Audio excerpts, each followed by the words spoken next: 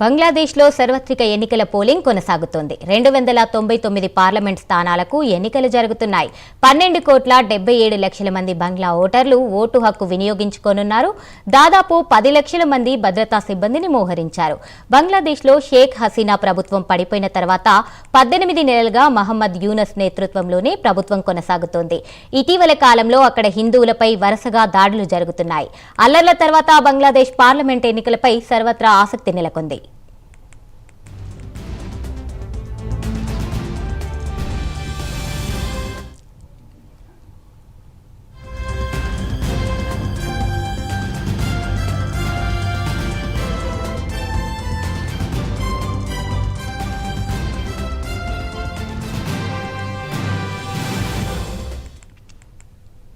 బంగ్లాదేశ్లో సార్వత్రిక ఎన్నికల పోలింగ్ కొనసాగుతోంది. 299 పార్లమెంట్ స్థానాలకు ఎన్నికలు జరుగుతున్నాయి.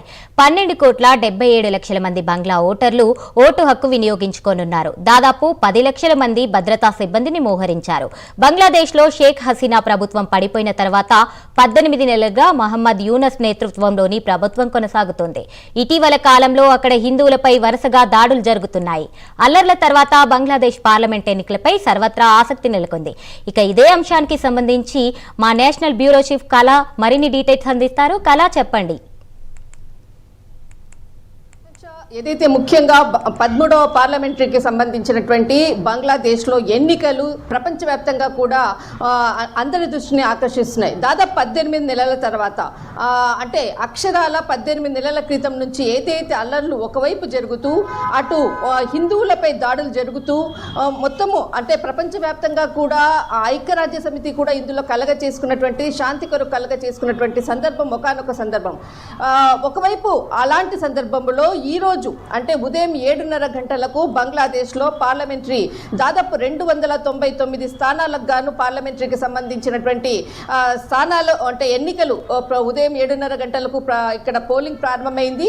భారత కాలమాన ప్రకారంగా ఏదైతే సాయంత్రం 4:30 గంటల వరకు కూడా ఏదైతే ఎన్నికల పోలింగ్ సరళి జరగనుంది. దీనికి సంబంధించినటువంటిది 3 పార్టీలు ఏదైతే మనకు గత అల్లర్లో కీలకంగా ఉన్నటువంటి ప్రభుత్వాన్ని ఈ ఎన్నికల్లో దానిని బైకాట్ చేయడము, తర్వాత అవామీ లీగ్ పార్టీ ఈ ఎన్నికల్లో పార్టిసిపేట్ చేయకపోవడము, దీనిని బహిష్కరించినటువంటిది ఒకవైపు.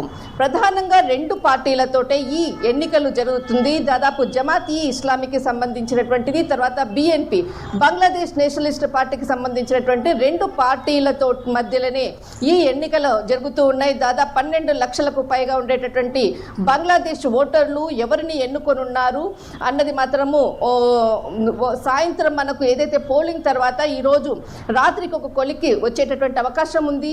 ముఖ్యంగా మహిళలే అంటే ఈసారి ఎన్నికల్లో ఓటు హక్కు వినియోగించుకునేటటువంటి సభ్యుల్లో పర్సెంటేజ్ ప్రకారంగా మహిళల ఓటు హక్కు చాలా కీలకం. దాదాపు మనకు ఏదైతే ఇక్కడ జమాతీ ఇస్లాంకి సంబంధించినటువంటిది పాకిస్తాన్ సపోర్టింగ్ పార్టీ అని చెప్పవచ్చు. దాదాపు పలుమార్లు కూడా ఏదైతే అవామీ లీగ్ పార్టీ ఉన్నటువంటి సమయంలో జమాతీ ఇస్లాం బంగ్లాదేశ్లో పాగా వేయాలని ప్రయత్నించింది. కానీ ఆ సందర్భంలో అక్కడ జరిగినటువంటి ఘటనలను అనుకోవచ్చు, గత చరిత్రలో కూడా ఎంతోమంది చనిపోయినటువంటిది. ఈరోజు జరిగేటటువంటి పార్టీలో ప్రధాన పార్టీగా ఆవిర్భవించి అటు బిఎన్పి పార్టీకి తో పోటాపోటీగా నిలబడి అభ్యర్థులను కూడా నిలబడి బంగ్లాదేశ్ ఎన్నికల్లో కీలకంగా 2 పార్టీలు మాత్రం ప్రధానంగా పోటీ పడుతున్నాయి. దాదాపు మనకు కొద్దిసేపటి క్రితంగానే ఢాకాలో ఏదైతే బిఎన్పి పార్టీ ఖలీదా జియా కుమారుడు 17 సంవత్సరాల తర్వాత బంగ్లాదేశ్కి రావడం, మొట్టమొదటిసారిగా ఓటు హక్కు వినియోగించుకోవడము, దాదాపు మనకు ఢాకాలో ఈరోజు ఓటు హక్కు వినియోగించుకున్నాడు. ఇక్కడ ఇటు జమాత్ ఈ ఇస్లాంకి సంబంధించినటువంటి కీలకమైనటువంటి ఇటు రెహమాన్ అంటే ఇక్కడ మనకు తారిక్ రెహమాన్ జమాత్ ఈ ఇస్లాంకి సంబంధించినటువంటి చీఫ్, తర్వాత ఇక్కడ అంటే ఇక్కడ మనకు వచ్చేసినటువంటిది ఖలీదా జియాకి సంబంధించినటువంటి కుమారుడు రెహమాన్, తర్వాత షమీకూర్ రెహమాన్ ఇద్దరు కూడా పోటాపోటీగా పోటీ పడుతున్నారు. ముఖ్యంగా కొద్దిసేపటి క్రితంగా ఖలీదా జియా కుమారుడు రెహమాన్ ఓటు హక్కును వినియోగించుకున్నారు. కానీ ఇప్పుడు అక్కడ ఉండేటటువంటి ప్రస్తుత పరిస్థితి మాత్రం అక్కడక్కడ చెదురుమదురు సంఘటనలు జరుగుతున్నాయి. రాత్రి 10:30 గంటల సమయంలో కూడా ఆ కురిగ్రామ్ సదర్లో కూడా దాదాపు 6 మందిపై కూడా దాడి చేశారు అన్నటువంటిది వార్తలు కూడా వస్తుంది దీనికి సంబంధించినటువంటిది. కానీ ఇప్పటి వరకు కూడా ఏదైతే జరుగుతున్నటువంటి ఎన్నికలు మాత్రం ప్రశాంతంగా జరుగుతూ ఉన్నాయి అని అంటున్నారు. రేపు మాత్రం అంటే రేపు దీనికి సంబంధించినటువంటిది 13వ తేదీన దీనికి సంబంధించినటువంటి రిజల్ట్ కూడా అనౌన్స్మెంట్ కాబోతుంది. కానీ బంగ్లాదేశ్ ఎన్నికల్లో ఈరోజు జరిగేటటువంటి ఎన్నికల సరళి ఓటు హక్కు అనుకోవచ్చు.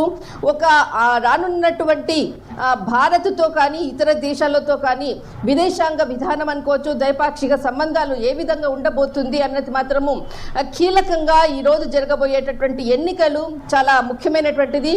దాదాపు ఇప్పుడే కొద్దిసేపటి క్రితంగా ఏదైతే జమాతీ ఇస్లాంకి సంబంధించినటువంటిది చీఫ్ ఒక కీలక ప్రకటన చేశాడు. దాదాపు 11 పార్టీలు చిన్న పార్టీల కూటమితో మేము సంకీర్ణ ప్రభుత్వాన్ని ఏర్పాటు చేస్తామంటూ కూడా కీలక వ్యాఖ్యలు చేసినటువంటిది ముఖ్యం. అంటే ఈరోజు జరిగినటువంటి ఏదైతే ఉదయం నుంచి పోలింగ్ సరళి అనుకోవచ్చు, ఇప్పటి వరకు కూడా అందరు ముఖ్యమైనటువంటి నేతలందరూ కూడా ఓటు హక్కు వినియోగించుకుంటున్నారు. ఇక్కడ ఏదైతే ఖలీద్ జియా కుమారుడు ఏదైతే ఇతడు ఓటు హక్కు వినియోగించుకున్నది ఢాకాలోని గుల్షన్ మోడల్ స్కూల్లో ఓటు హక్కు వినియోగించుకున్నట్లు కూడా ట్వీట్ చేయడం జరిగింది. అయితే ఇక్కడ దాదాపు మనకు బిఎన్పి నాయకుడు తారిక్ రహమాన్ ముఖ్యమైనటువంటిది దాదాపు 17 సంవత్సరాల తర్వాత ఓటు హక్కు వినియోగించుకొని ఈ ఎన్నికల్లో ప్రధాన పోటీదారిగా ఉన్నారు.